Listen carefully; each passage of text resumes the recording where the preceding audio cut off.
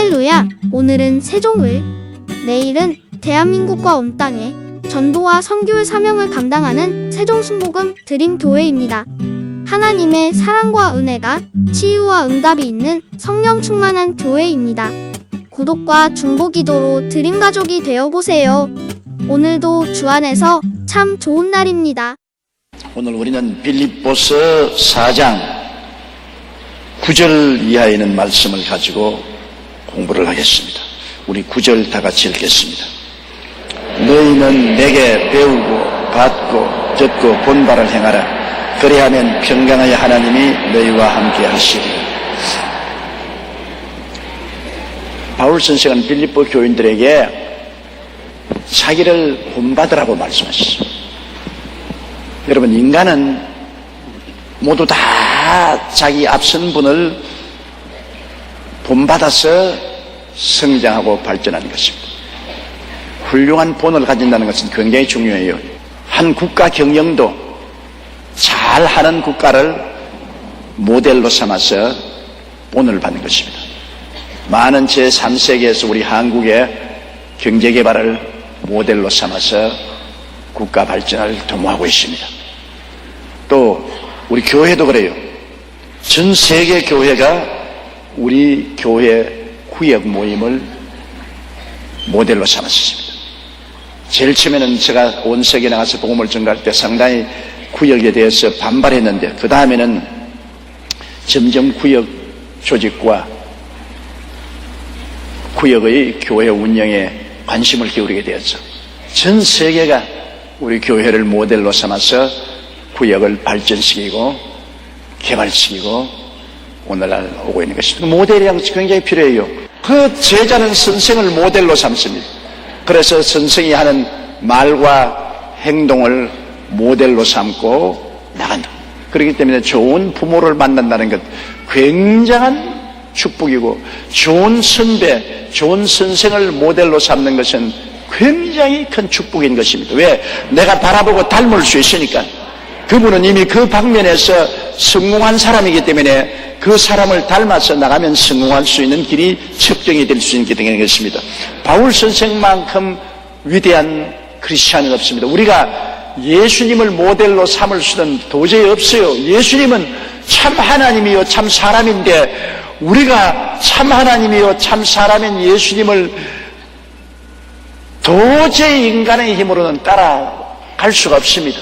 그러나 바울 선생은 예수님을 닮아서 우리와 똑같은 인간이기 때문에 바울 선생이 살아온 길로 우리가 모델로 삼는다는 것은 굉장히 좋죠.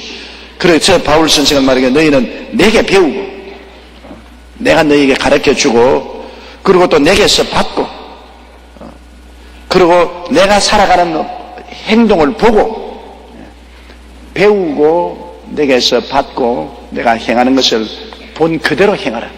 왜? 바울 선생은 정말 의와 진리의 거룩함으로 지음을 받은 새 사람을 입고 산 분인 것입니다. 바울 선생은 자기를 완전히 죽이고 예수 그리스도로 옷 입고 사는 분이었습니다. 내가 산 것은 내가 아니요 내 안에 그리스도께서 사신 것이라고 바울은 말했습니다.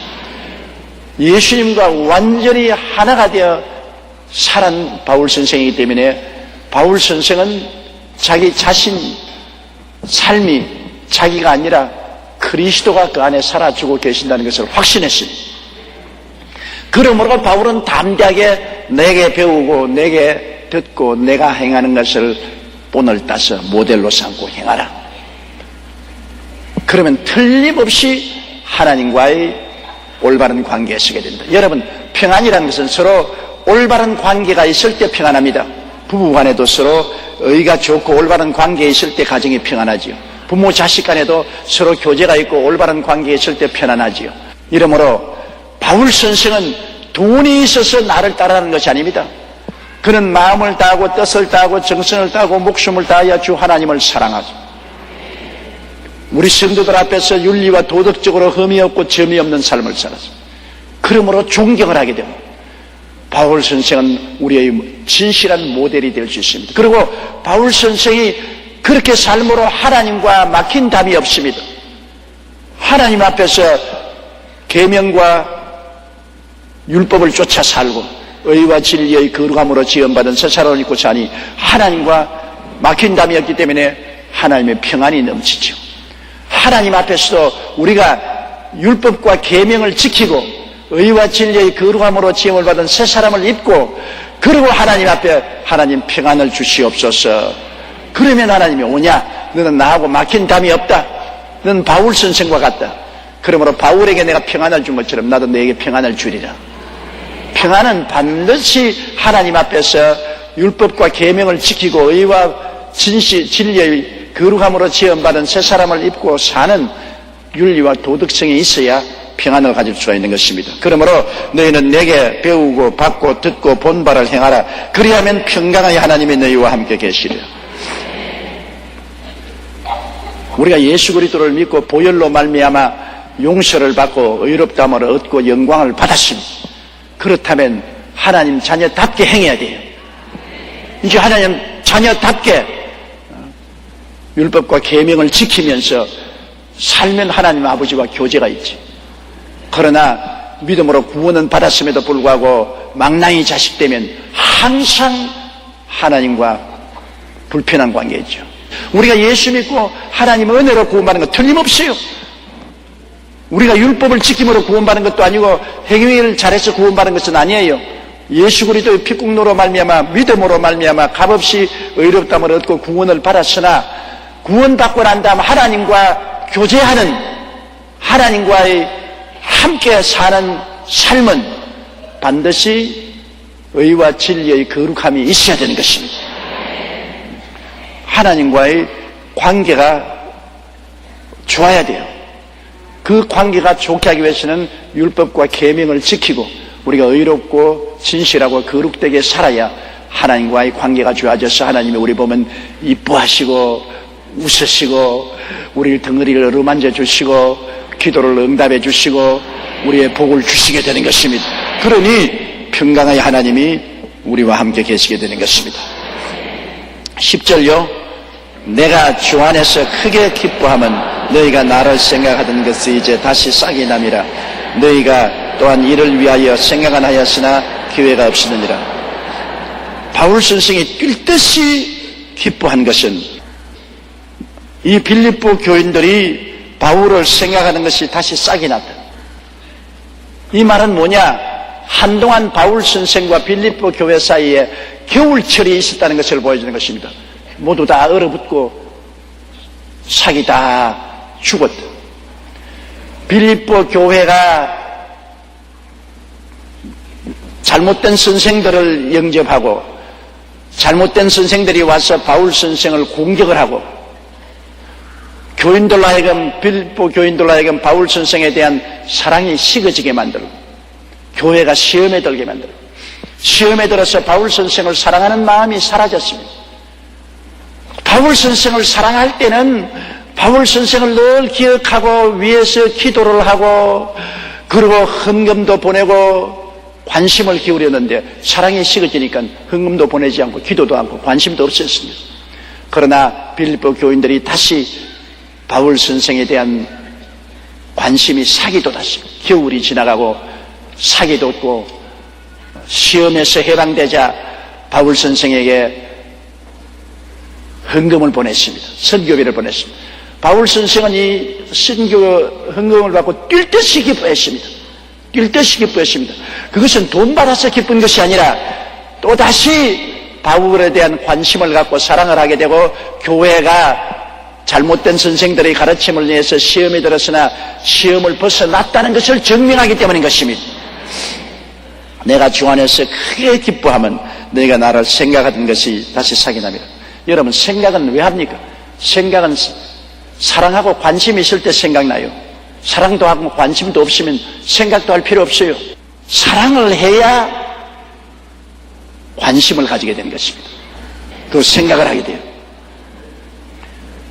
여러분 자식을 기르는 부모는 자식이 해외 유학을 갔거나 또 한국에서 살아도 부모는 자식을 사랑하기 때문에 늘 마음속에 자식을 생각하고 있습니다. 그래서 잘 사냐 못 사냐, 야 전화라도 한번 해주면 좋겠는데 왜 전화도 안 하노?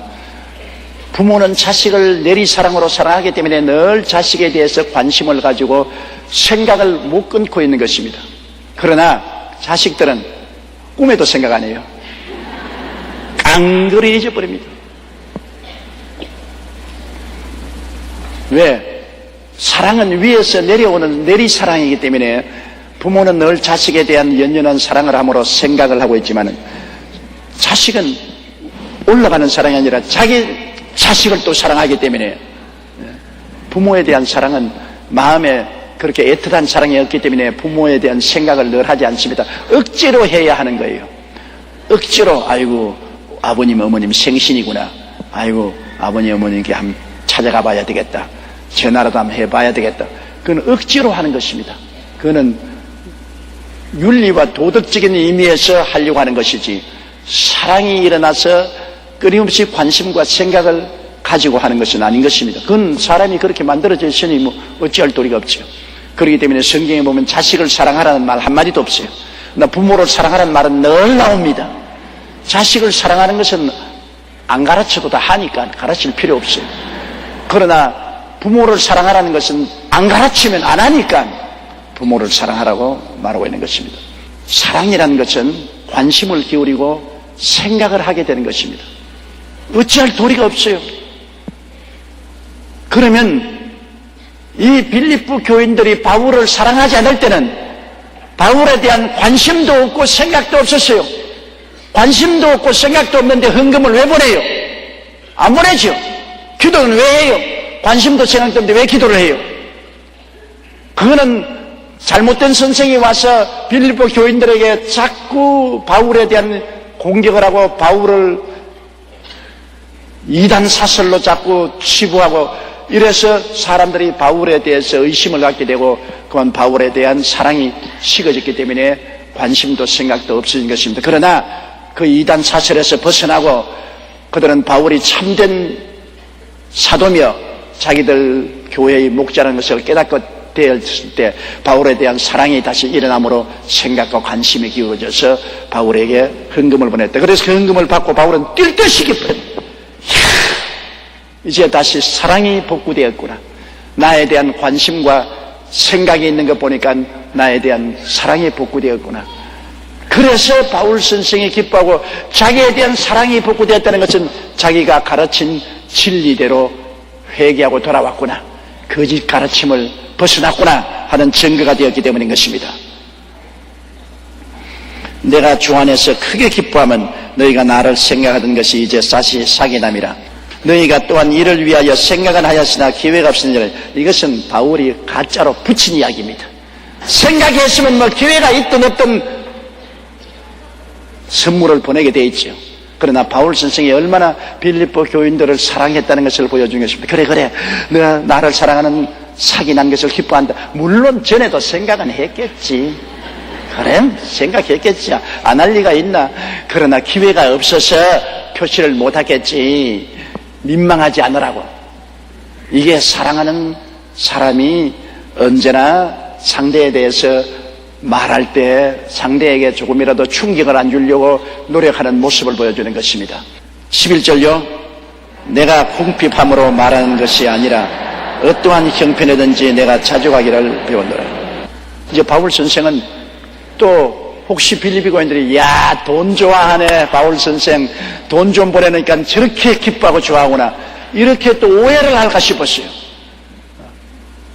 돈을 보낸 것은 바울에 대한 사랑이 다시 사기나고 생각과 관심을 가진 것을 기뻐하는 것이지 돈 좋아서 그렇게 하는 것은 아니라는 것을 바울이 여기 밝히는 것입니다. 내가 궁핍함으로 말하는 것이 아니라 내가 궁핍한데 너희가 돈을 보내서 그래서 내가 기뻐하고 즐거워하는 것이 아니라 어떠한 형편인지 내가 자족하기를 배웠노라. 여러분 예수 그리스도를 구주로 모시고 하나님을 섬기면 어떤 형편이든지 만족할 것을 배우는 것입니다. 예수님은 베들레헴의 버려진 마구간에서 태어나셨다. 평생을 집 한 채 없이 풍찬 노숙을 하고 살아셨다. 새도 집이 있고 여우도 굴이 있어도 인자는 머리 둘 곳이 없다고 했다. 그런 예수님이 나 이렇게 가난하고 어려운 형편을 하시고 우리와 같이 있다니까 얼마나 마음에 위로가 되고 큰 힘이 됩니까? 이것을 예수 그리스도가 계시고 은혜 받으면 어떠한 가난도 긍정적으로 생각할 수 있습니다. 예수가 안 계시면 원망하고 낙심하고 좌절하지만 예수님이 계시면 긍정적으로 생각할 수 있어요. 우리가 긍정적으로 생각하면 하나님께서 은혜를 주시는데, 백만장자가 된 농부 이야기를 제가 읽어보았어요. 미국에서 실제로 있던 일인데, 한 농부가 1년 내내 쉬지 않고 일해야 겨우 생계를 유지할 수 있었습니다. 뼈가 빠지도록 일을 해야 처자를 먹이고 애들 공부를 시킬 수 있어서 일을 했는데, 그만 호혈압으로 고생하다가 쓰러져 버렸어요. 그러니 이제 낭패났습니다. 1년 내내 농사를 지어서 겨우 가족이 먹고 사는데 호혈압으로 쓰러졌으니 병원비도 여간치 않고 이제 밭에 나가서 일도 못하니까 굶어 죽게 됐지 않았어요. 그래서 나는 죽는다, 나는 죽어야 한다, 부정적인 생각이 마음에 꽉 들어찼으면 내 같은 놈, 팔자 사나운 놈 더 살아서 뭐하겠냐 탄식하고 울다가 기도를 하니까 하나님 성령께서 이거 시험이다, 너 이거 시험이다, 시험을 탄식하지 말라, 사람이 감당할 시험밖에는 너희에게 당한 것이 없나니 오직 하나님은 미쁘사 너희가 감당치 못할 시험당함을 허락지 아니하시고 시험당할 즈음에 또한 피할 길을 내사 너희로 너희 감당케 하시나니라. 고린도전서 10장 13절의 말씀이 마음에 떠오릅니다. 그러자 농부의 마음이 싹 달라졌습니다. 나는 죽어야 한다, 나는 절망이다, 인생 포기다는 마음이 없어지고, 이것은 시험인데 이 시험을 통해서 하나님이 피할 길을 주시고 더 낫게 해주실 것이다, 이 마음에 긍정적인 생각이 생겼어요. 그래서 하나님께 감사하면서 기도를 하니까 아이디어가 탁 떠오릅니다. 옳다, 저 밭에 옥수수를 심자. 옥수수를 심으면 옥수수는 잘 되니까 그것을 거두어 가지고서 돼지 새끼를 많이 사서 돼지에게 옥수수를 먹이자. 그러면 얼마나 잘 자라고 육질이 좋으냐. 그것을 잡아 가지고서 소세지를 만들자. 돼지를 잡아가 소세지를 만들자.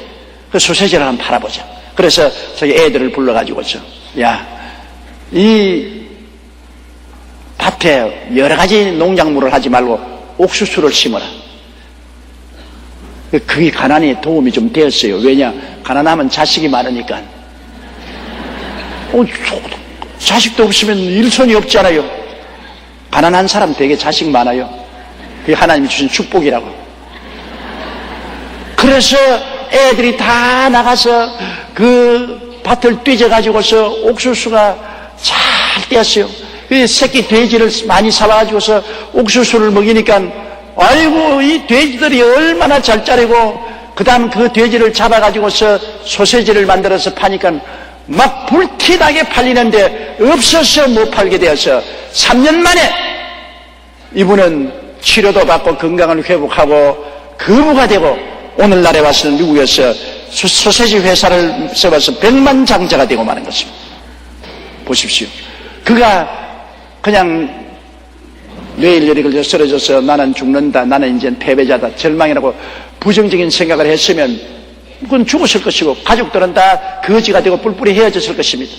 나 그 가운데 하나님께 기도하고 마음에 낙심하지 아니하고 하나님이 같이 계심으로 그 환경을 긍정적으로 생각하고, 이거 시험이다, 시험을 통해서 하나님이 더 축복을 해 주시려고 하는 것이다.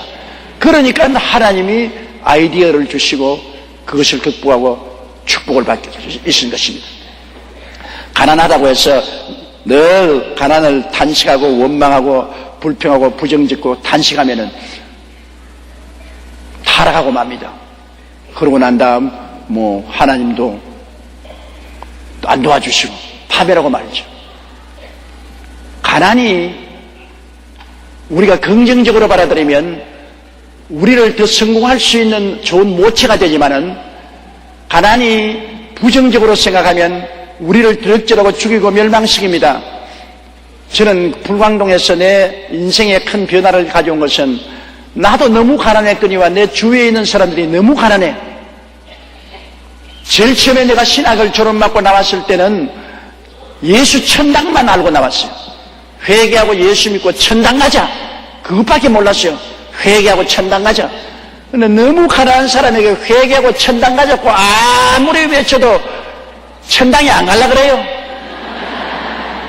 너무 가난하고 어려우니까 하는 말이 뭐냐면 천당을 우리에게 좀 달라. 지금 쌀 좀 주고 신발도 좀 주고 담요도 좀 주고 살 수 있게 지금 현재 천당을 달라고 그래요.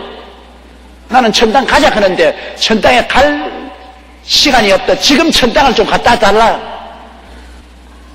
그래서 저는 그때 하나님께 부르짖어 기도하고 내가 말씀을 새로 연구하면서 깨달은 것이 있습니다. 왜냐하면 성경에 보니까 천당에 올라오란 말은 없어요. 주기도문에도 하늘에 계신 아버지 이름이 거룩하게 하여 마시면 나라에 임하옵시라고 했지. 나라에 임하옵시. 천당이 땅에 내려오라고 말했지. 빨리 죽어서 하늘에 올라오게 하옵시며 그렇게 안 해놨단 말입니다. 그리고 또 주님께서 회개하고 천당에 빨리 올라오라 그렇게 말씀하지 아니하시고 회개하라 천국이 가까워 왔다. 그 다음은 천국이 저 구만리 장천에 있나니라 하지 않고 천국이 여기 있다 저기 있다 하지 마라. 천국이 너희 안에 있느니라. 자, 천국이 임하시고 천국이 가까이 와 있고 천국이 안에 있고 거기에 내 눈이 떴습니다. 아, 여태까지는 죽어서 천당 올라오라고만 자꾸 했는데 주님은 천당이 땅에 내려오고 우리 곁에 있고 우리 속에 있다고 그랬다. 그러면 그 천당에는 뭐가 있느냐? 이렇게 가난한 사람 이것이 천당일 수 있냐? 빈대벼룩이 들썩거리고 헐벗고 굶주리고 병들고 고통당하는 이게 천당일 수가 있느냐? 천당은 천당다워야 될 정이냐? 천당은 영혼이 잘됨같이 범사에 잘되며 강건하고 생명을 얻되 넘치게 얻어 행복하게 살 수 있어야 천당이 안 되겠나? 그래서 마음이 달라진 것입니다. 아, 하나님은 우리에게 이 땅에 사는 동안 천당을 누리고 그 다음에는 영원한 천당으로 가야 되겠다. 저 천당의 본부라면 이것이 지부다. 그렇기 때문에 이 땅에 사는 동안에 우리가 예수 그리스도의 보혈을 통해서 죄 사함을 받을 뿐 아니라 병도 고침받고 저주에서 해방된다. 그래서 이 삼중 축복의 메시지가 이 절망적인 사람들에게 소망을 줄 수 있다. 나는 그때 그 가난이 있었기 때문에 그 진리를 깨달았습니다. 그 극심한 가난이 없었으면 나는 보통 예수 믿고 회개하고 천당 가자는 설교만 했지요. 그건 전통적인 복음이니까 그대로 했을 것입니다. 그러나 너무 환경이 헐벗고 굶주리고 가난하고 절망적이었기 때문에 이 절망을 극복할 수 있는 길이 없느냐고 하나님께 부르짖다가 보니까 하나님이 예수 그리스도의 십자가 보혈을 통하여 삼중 축복을 보여준 것입니다. 아담이 타락하자 3대 재앙이 왔어요. 그것은 영혼이 죽었으니까 영적 죽음의 재앙이지요. 땅에 저주를 받았으니까 저주의 재앙이지요. 육체가 흑인이 흑으로 돌아가는 죽음의 재앙이지요. 영적인 재앙, 환경적인 재앙, 육체적인 재앙인데 예수님이 오셔서 십자가에 못 박여서 몸치고 피 흘려서 영적인 죄를 다 용서함으로 영적인 구원, 채찍에 맞음으로 치료의 구원, 그 다음 저주받았으므로 아브라함의 축복의 구원, 3대 축복을 갖다 주신 것입니다. 3대 재앙에서 3대 축복을 갖다 준 것입니다. 그것이 옛날에는 눈에 안 보였어요. 시편 103편 1절에 내 영혼아 야훼를 송축하라. 내 속에 있는 것들아 다 야훼를 송축하라. 내 영혼아 야훼를 송축하며 그 모든 은택을 잊지 말지어다. 제가 내 모든 죄를 사하시며 내 모든 병을 고치시며 내 소원을 만족케 하사 내 생명을 파멸해서 구속하시고 인자와 긍휼을 베푸사 내 소원을 만족해서 내 청춘으로 독수리같이 새롭게 하신다. 거기에 죄도 용서하고 병도 고치고 청춘으로 독수리같이 새롭게 하는 축복도 주시겠다. 옛날엔 그런 것이 눈에 안 보였어요.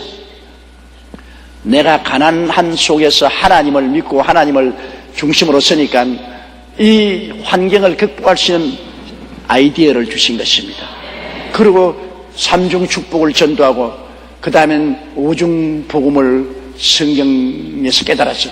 오중 복음과 삼중 축복으로 그곳을 모든 사람들을 구원하고 희망을 주고 변화를 가져오고 서대문에서 또 여의도로 온 세계로 오중 복음과 삼중 축복의 깃발을 높이 들고 그리스도의 복음을 전할 수가 있게 되는 것입니다.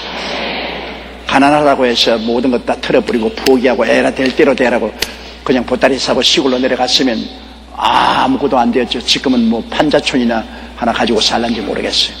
그러나 하나님께 기도하고 그 어마어마하고 어려운 환경을 나도 극복하고 내 주위에서 고난당하는 사람도 여기에서 극복하고 나올 수 있게 해달라고 기도하니까 긍정적으로 나가니까 하나님이 그 길을 보여주신 것입니다. 여러분 절대로 부정적인 생각하지 마십시오. 부정적인 것은 여러분에게 아무런 희망도 주지 않습니다. 우리 예수 믿는 사람은 그리스도 안에서 언제든지 도움을 하나님께로부터 받을 수가 있는 것입니다. 그래서 바울이 내가 궁핍함으로 말하는 것이 아니라 어떤 형편이든지 내가 자족하기를 배웠다. 어떤 형편에도 하나님이 만족할 수 있게 만들어 주신다. 어떤 형편에도 하나님의 은혜가 오면은 그를 다 극복하고 오히려 그를 통해서 선하게 만들어질 수가 있는 것입니다. 12절요. 내가 비천에 처할 줄도 알고 풍부에 처할 줄도 알아. 모든 일에 배부르며 배고픔과 풍부와 궁핍에도 일체의 비결을 배웠느라. 그 비결이 뭐냐? 예수 그리스도인 것입니다. 예수님은 만왕의 왕 만주의 주가 되시니 천지를 손에 쥐고 계신 분입니다. 그러나 예수님은 베들레헴 말구유에 태어나서 비천하게 태어나서 자랐으니까 가장 가난한 삶도 주님께서 이해하십니다. 그 다음 예수님은 인간 고통의 극한이란 십자가에 못 박여 몸찢고 피 흘려 죽으시니 인간 고통의 극한도 아십니다. 가장 높은 보좌에 계신 예수님은 부귀 영화 공명 최고의 것을 누리신 예수님이 가장 비천하고 가난한 저 짐승의 우리에서 태어났죠. 그리고 한평생을 가난하게 살았고 그 다음에는 십자가에서 매달려 죽는 수치와 곤욕의 극한 상황을 경험했습니다. 주님이 모르는 것 아무것도 없어요. 하늘 위에 땅 밑에 땅 아래 삶의 모든 것을 주님은 다 체험하고 알기 때문에 어떠한 형편이든지 주님이 와서 우리와 같이 계신 것입니다. 그러므로 주님이 같이 계시면 주님이 목자이기 때문에 위로를 받아요. 내가 사망의 엄침한 꼴짜기로 다닐 때 캄캄한 꼴짜기입니다. 너무나 깊은 꼴짜기입니다. 아무도 찾아오지 못하는 사망의 엄침한 꼴짜기로 떨어졌을지라도 주께서 함께 계십니다. 주님은 그 자리에 와서 같이 계십니다. 주님은 같이 계셔서 주의 지팡이와 막대기로 나를 안위해 주십니다. 원수들이 나에게 쳐들어오실 때도 원수 앞에서 진수성찬 차려 먹여주시고 주님께서 기름으로 머리에 발라 잔이 넘치게 해주십니다. 얼마나 위대하신 주님입니까? 이 주님이 우리에게 같이 계시면 비천에 처할 줄 비결, 비천에 처하면 비천한 예수님이 오셔서 나를 괄세하지 아니하시고 나와 같이 하신다는 것을 알기 때문에 비천에 처할 줄도 알고 풍부에 처하여 부자가 되어 살면 예수님은 부자 중에 부자였으니까 그리스도와 더불어 그 풍부한 가운데서 많은 사람을 구제하고 나누어 주고 살 수 있고 모든 일에 배부를 때도 주님과 함께 감사하고 찬양할 수 있고 배고플 때도 금식하고 기도하며 하나님께 영광 돌릴 수 있습니다. 풍부할 때도 궁핍할 때도 일체의 모든 일에 비결을 배웠다. 그 비결이 바로 예수 그리스도인 것입니다. 예수가 내게 계시면 시험이 오나 겁없네. 예수께서 계신 한에 모든 우리가 환경을 이길 수 있는 비결이 됩니다. 비결이 뭐냐? 예수님인 것입니다. 예수님 붙잡고 기도하면 가난할 때도 이길 수 있고 부할 때도 타락하지 않을 수 있고 풍부할 때도 올바르게 살 수 있고 비천할 때도 올바르게 살 수 있고 우리 인생을 사는 가장 큰 지혜와 지식이 예수인 것입니다. 예수 떠나서는 우리는 아무것도 아니요 무용지물인 것입니다. 예수가 내게 계시면 모든 일을 할 수가 있는 것입니다. 13절요. 내게 능력 주신 자 안에서 내가 모든 것을 할 수 있느니라. 내게 능력 주신 자, 즉 예수님 안에서 모든 것 할 수 있다. 예수님만 계시면 살아도 좋고 죽어도 겁나지 않다. 예수님이 계시면 내가 호화롭게 살아도 그리스도와 함께 그 재산과 물질을 올바르게 사용할 수 있고 예수님이 계시면 가난하고 헐벗고 굶주려 있을 때도 낙심하지 아니하고 좌절하지 아니하고 비겁하지 아니하고 아름답게 살 수 있다. 예수님보다 더 귀한 분이 어디 있습니까? 이 세상에 어느 누구도 예수님께 비교할 수가 없습니다. 높고 낮으시며 크시고 또 적으시며 어느 곳이나 계신 예수님, 그 예수님이 능력 주신 자 안에서 내가 다 할 수 있다. 바울 선생 자기가 할 수 있다는 것은 아닙니다. 자기는 힘이 없어도 예수님이 계시기 때문에 예수께 의지하면 다 할 수 있다. 예수님은 포도나무요 가지인데 가지는 아무것도 못해요. 가지가 포도나무에 탁 붙어 있으면 포도나무가 가지에게 영양분을 공급하고 물기를 공급해서 잎이고 꽃피고 열매 맺게 해줍니다. 예수님께 의지하고 예수님을 바라보고 예수님을 섬기고 예수님을 믿으면 예수께서 다 우리를 책임져 주시는 것입니다. 예수님 안에서 모든 것을 할 수 있는 것입니다. 내가 어떤 처지에 있어도 예수님은 같이 계셔서 그 처지에서 나의 목자가 되어 주시는 것입니다. 그러므로 어떠한 형편인지 예수님을 바라보는 눈을 다른 데로 돌리면 안 되는 것입니다. 14절요. 그러나 너희가 내 괴로움에 함께 참여하였으니 잘하였도다. 그렇다고 해서 또 그러면 바울 선생은 가난한 데 취할 줄도 하고 빛에 취할 줄 아니까 보내지 말자 이제부터. 그렇게는 하지 말라 그 말인 것입니다. 내 괴로움, 바울 선생이 복음을 전가하다가 죄수가 되어서 로마 감옥에 갇혀서 빈궁하고 비천한 생활을 하고 있는데 그 바울 선생의 괴로움에 동참하기 위해서 그들이 헌금을 보낸 것은 참 잘한 일이다. 그건 참 잘한 일이다. 그리고 칭찬은 내가 뭘 돈이 필요해서 도움 달라고 해서 그런 게 아니라 너희들이 그렇게 해준 그 정성은 참 잘한 것이다. 관심이 굉장히 중요한 것입니다.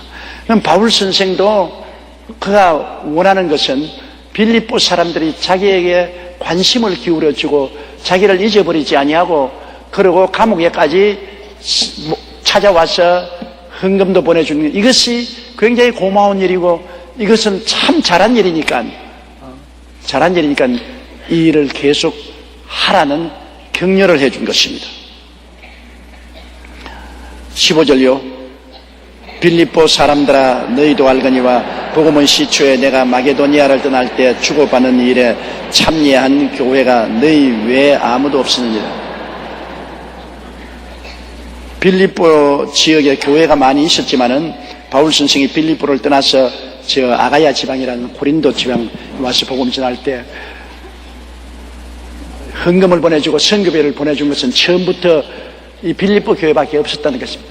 빌립보 교회는 처음부터 바울 선생하고 깊은 사랑의 관계가 있고 관심이 깊고 생각이 깊어서 정말 그것을 실천한 것이었습니다. 그것을 바울 선생이 다시 기억시키는 것입니다. 제일 처음에 출발할 때부터 너희들이 나에게 관심을 가지고 사랑을 가지고 관심을 기울여주고 생각하고 헌금을 보내준 것은 너희밖에 없었다. 또 16절요.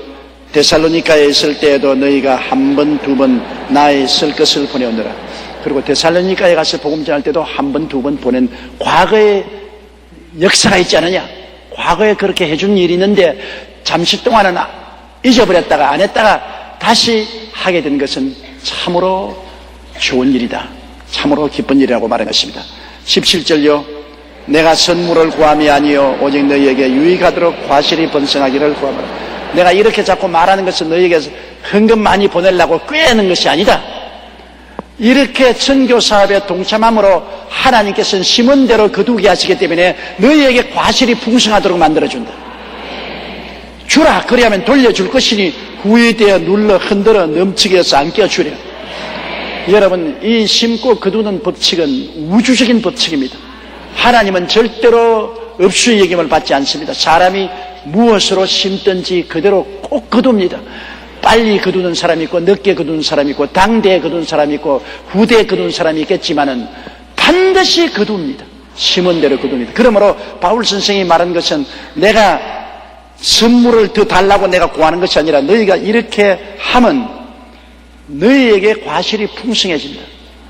하나님이 갚아주심으로 너희에게 과실이 풍성해지고 너희 신앙이 활발하게 사랑의 교제로 살아남으로 너희 신앙에 유익된다.